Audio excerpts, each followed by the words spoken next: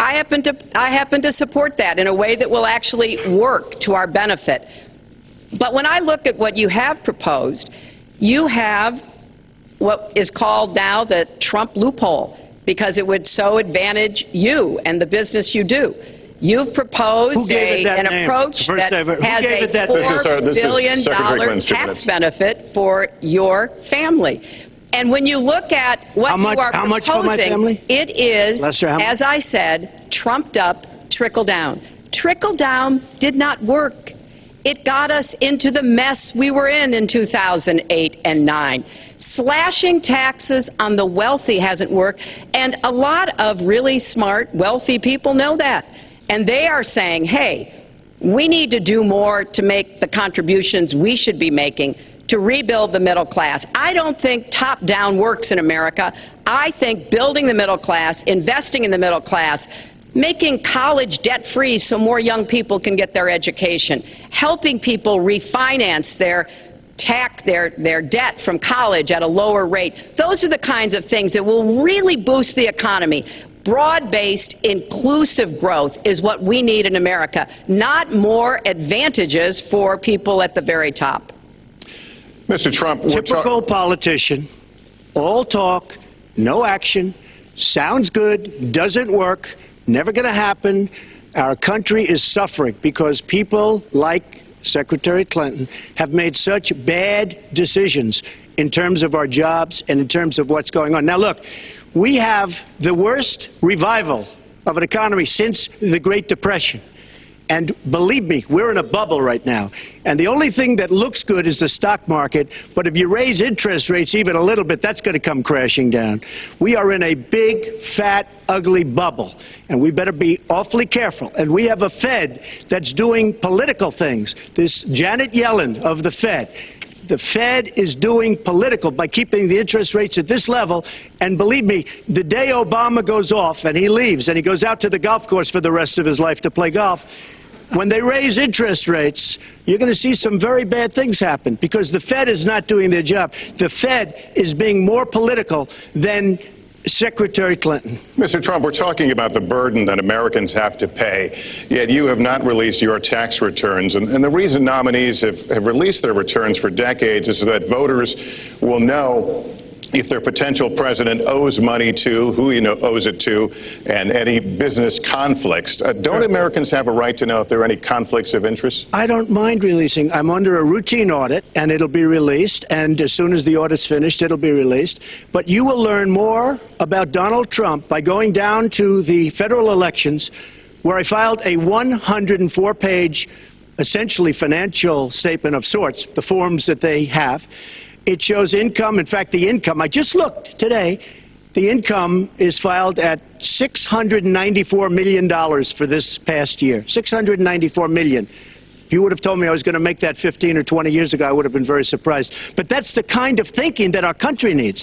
When we have a country that's doing so badly, that's being ripped off by every single country in the world, it's the kind of thinking that our country needs, because everybody...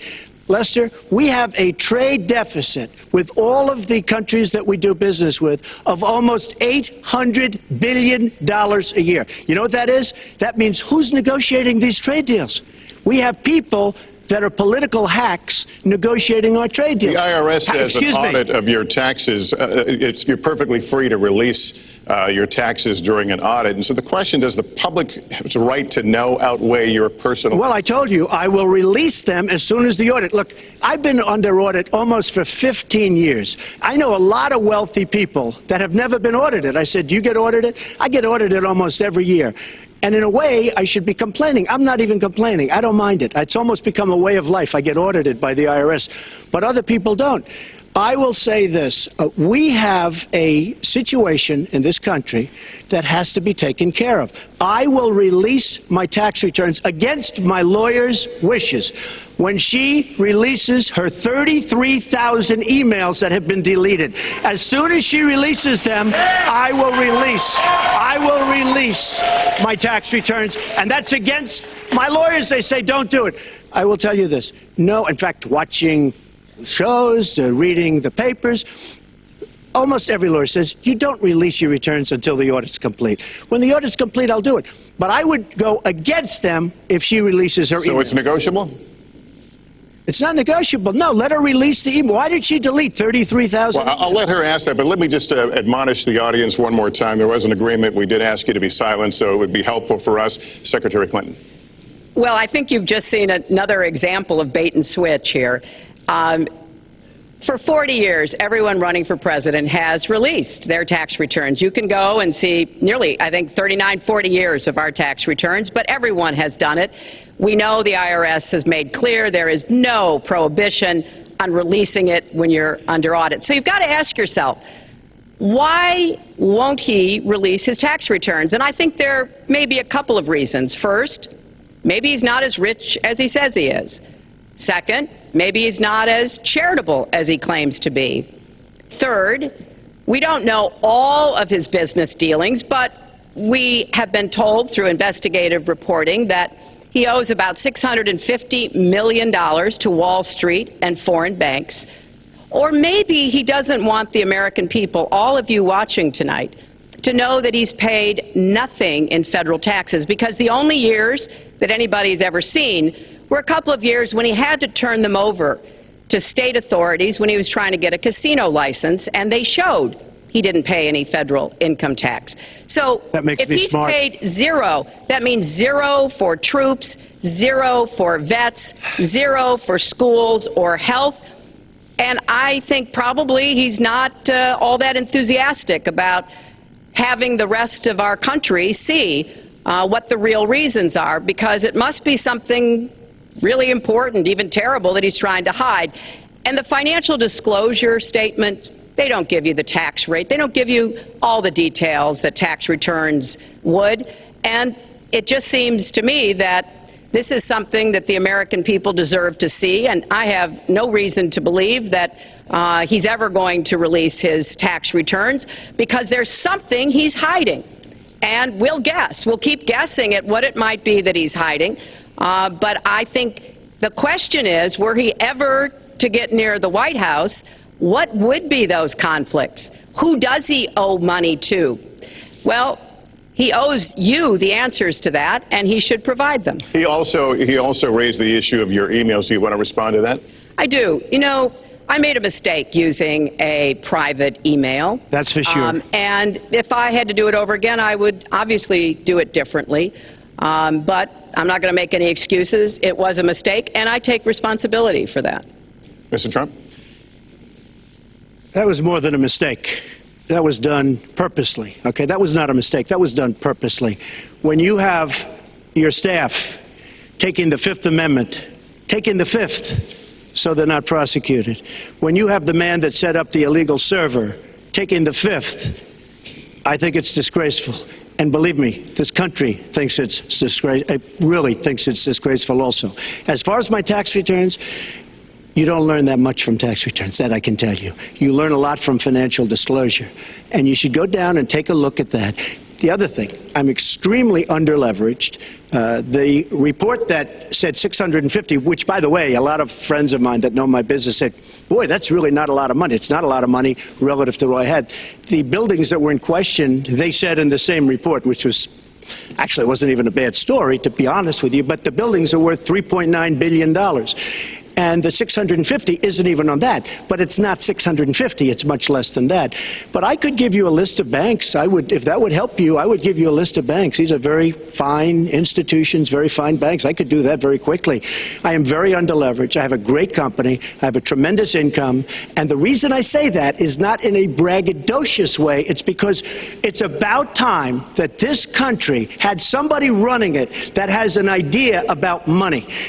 When we have $20 trillion in debt and our country's a mess, you know, it's one thing to have $20 trillion in debt and our roads are good and our bridges are good and everything's in great shape. Our airports are like from a third world country. You land at LaGuardia, you land at Kennedy, you land at LAX, you land at Newark, and you come in from Dubai and Qatar and you see these incredible, you come in from China, you see these incredible airports, and you land, we've become a third world country. So, the worst of all things has happened. We owe $20 trillion, and we're a mess. We haven't even started.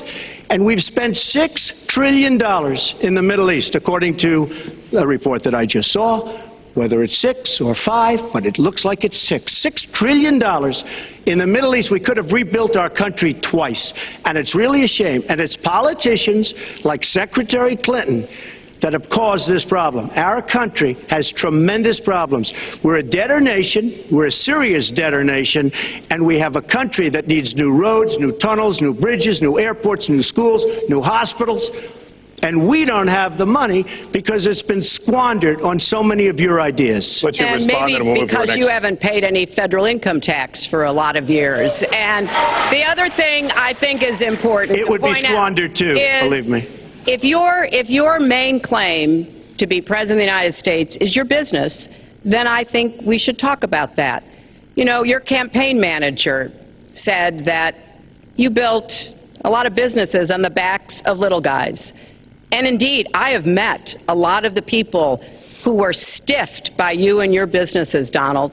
I've met dishwashers, painters, architects, glass installers, marble installers, drapery installers, like my dad was, who you refused to pay when they finished the work that you asked them to do. We have an architect in the audience who designed one of your clubhouses at one of your golf courses. It's a beautiful facility. It immediately was put to use, and you wouldn't pay what the man needed to be paid, what he was charging you. Maybe he didn't do a good job, and I was unsatisfied with his work, which our country should do, too. The thousands of people that you have stiffed over the course of your business not deserve some kind of apology from someone who has taken their labor, taken the goods that they produced, and then refused to pay them. I can only say that I'm certainly relieved that my late father never did business with you. He provided a good middle-class life for us, but the people he worked for, he expected the bargain to be kept on both sides. And when we talk about your business, you've taken business bankruptcy 6 times. There are a lot of great business people that have never taken bankruptcy once. You call yourself the king of debt. You talk about leverage. You even at one time suggested that you would try to negotiate down the national debt of the United States. Well, sometimes there's not a direct transfer of skills from business to government, but sometimes what happened in business would be really bad for government. Let's let Mr. And we Trump. need I to be very clear about that. Look, it's all words. It's all sound bites. I built an unbelievable company, some of the greatest assets anywhere in the world, real estate assets anywhere in the world, beyond the United States, in Europe, lots of different places. It's an unbelievable company. But on occasion, 4 times, we used certain laws that are there. And when Secretary Clinton talks about people that didn't get paid, first of all, they did get paid a lot, but taking advantage of the laws of the nation. Now, if you want to change the laws, you've been there a long time, change the laws. But I take advantage of the laws of the nation because I'm running a company. My obligation right now is to do well for myself, my family, my employees, for my companies. And that's what I do.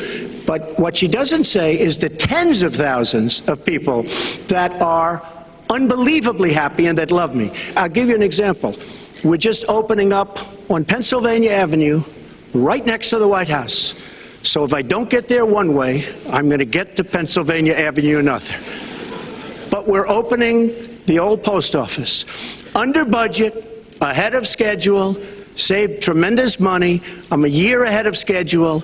And that's what this country should be doing. We build roads and they cost 2 and 3 and 4 times what they're supposed to cost. We buy products for our military and they come in at costs that are so far above what they were supposed to be because we don't have people that know what they're doing. When we look at the budget is bad to a large extent because we have people that have no idea as to what to do and how to buy. The Trump International is way under budget and way ahead of schedule, and we should be able to do that for our Well, country. we're well behind schedule, so I want to move to our next segment. We move into our next segment talking about America's direction, and let's start by talking about race. The share of Americans who say race relations are bad in this country is the highest it's been in decades, much of it amplified by shootings of African Americans by police, as we've seen recently in Charlotte and Tulsa. Race has been a big issue in this campaign, and one of you is going to have to bridge a very wide and bitter gap. So how do you heal the divide? Secretary Clinton, you get 2 minutes on this. Well, you're right. Race remains a significant challenge in our country. Unfortunately, race still determines too much. Often determines where people live, determines what kind of education in their public schools they can get, and yes, it determines how they're treated in the criminal justice system. We've just seen those two tragic examples in both Tulsa and Charlotte. And we've got to do several things at the same time. We have to restore trust between communities and the police.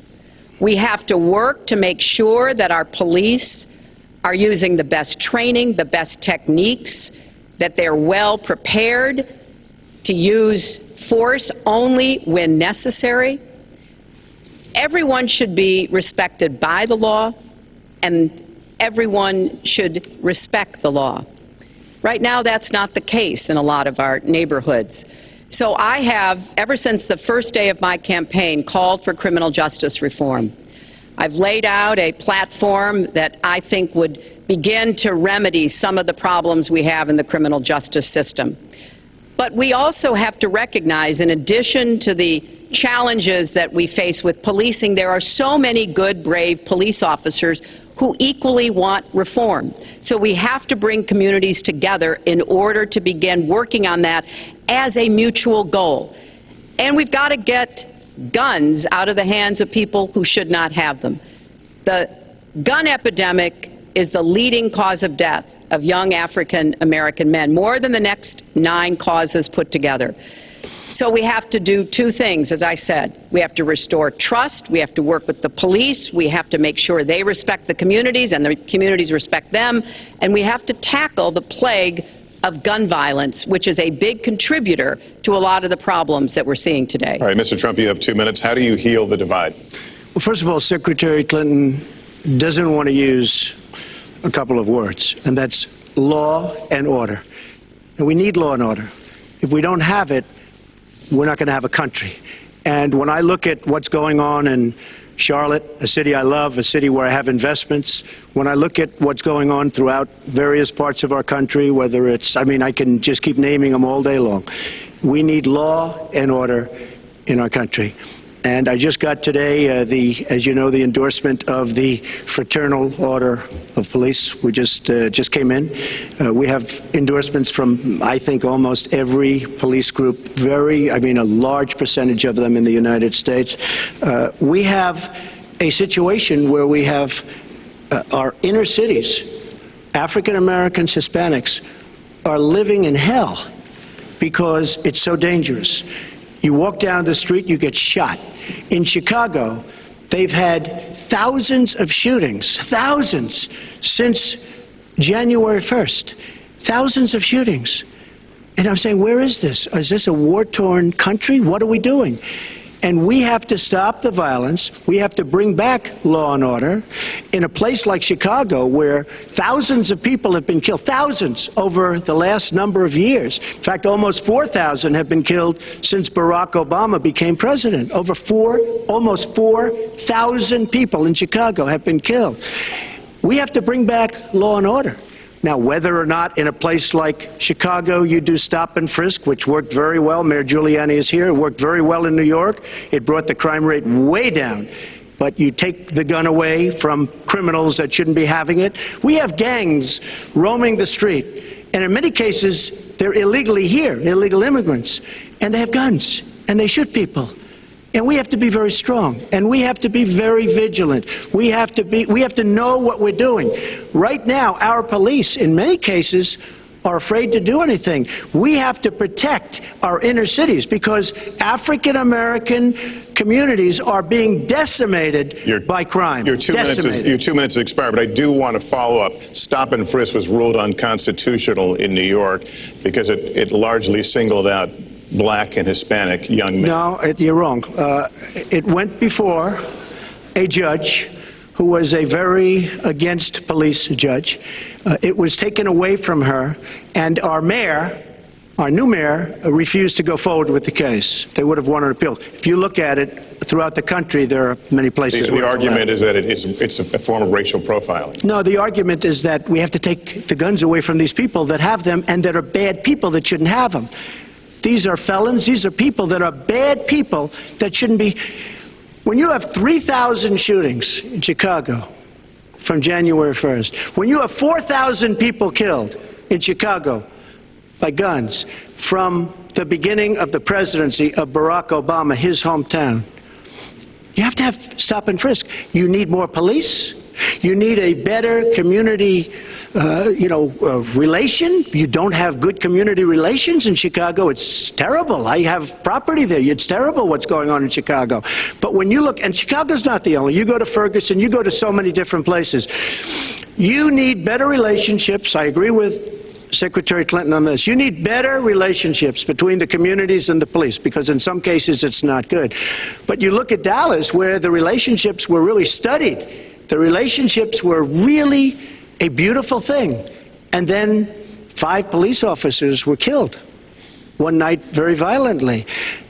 So there's some bad things going on, some really bad things. Secretary Clinton, but we need, Lester, we need law and order. And we need law and order in the inner cities, because the people that are most affected by what's happening are African American and Hispanic people. And it's very unfair to them what our politicians are allowing to happen. Secretary Clinton.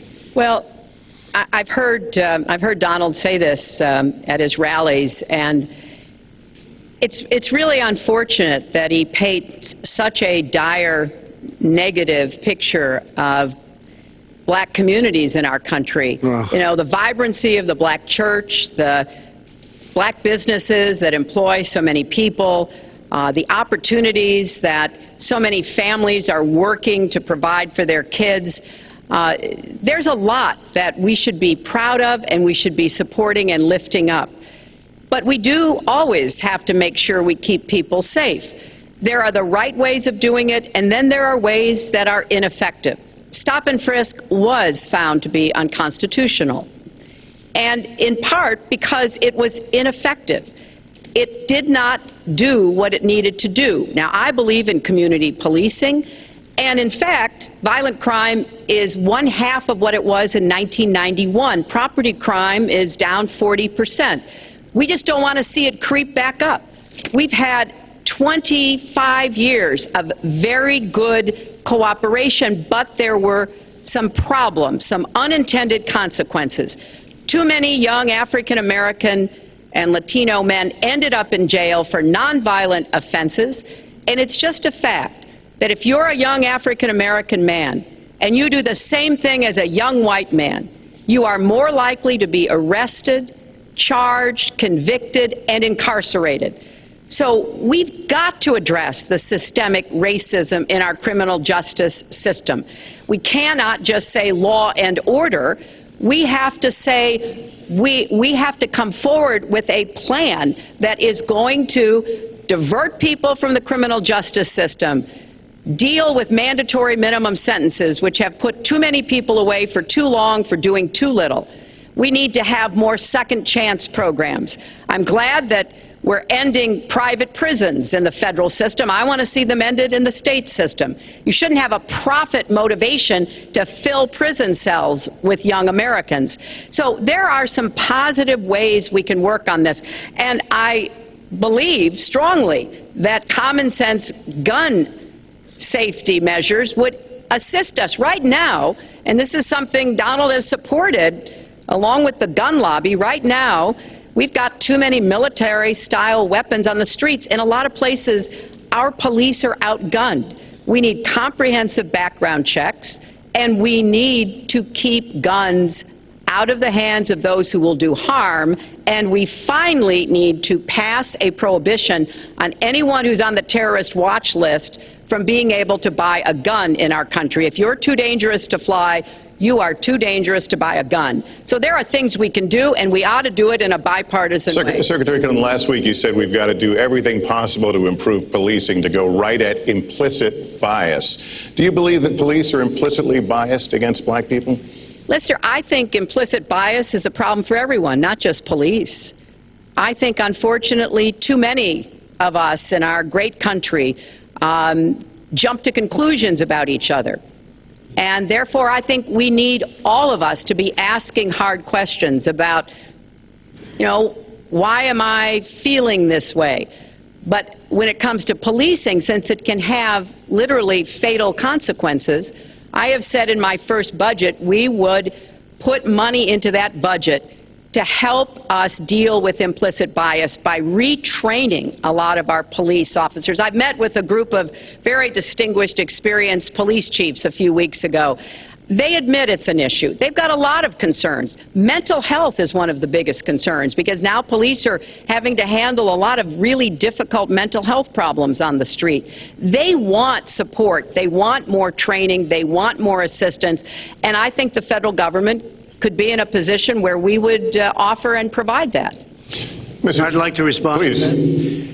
First of all, I agree, and a lot of people, even within my own party, want to give certain rights to people on watch lists and no-fly lists.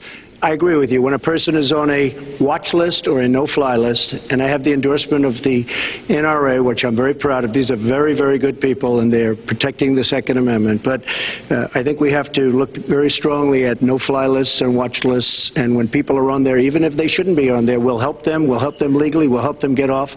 But I tend to agree with that quite strongly. I do want to bring up the fact that you were the one that brought up the word super predator about young black youth. And that's a term that I think was it's been horribly met, as you know. I think you've apologized for it. But I think it was a terrible thing to say.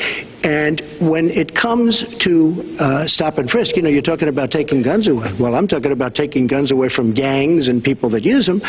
And I really don't think you disagree with me on this, if you want to know the truth. I think maybe there's a political reason why you can't say it, but I really don't believe. In New York City, stop and frisk, we had 2,200 murders, and stop and frisk brought it down to 500 murders. 500 murders is a lot of murders. Hard to believe. 500 is supposed to be good. But we went from 2,200 to 500, and it was continued on by Mayor Bloomberg, and it was terminated by current mayor. But stop and frisk had a tremendous impact on the safety of New York City, tremendous beyond belief. So when you say it has no impact, it really did. It had a very, very big impact. Well, it's also fair to say, if we're going to talk about mayors, that under the current mayor, crime has continued to drop, including murders. So there is... You're wrong. No, I'm not. Murders are up. All right, you check. New York has done an excellent job, and I give credit. I give credit across the board, going back to mayors, to police chiefs, because it has worked, and other communities need to come together to do what will work as well.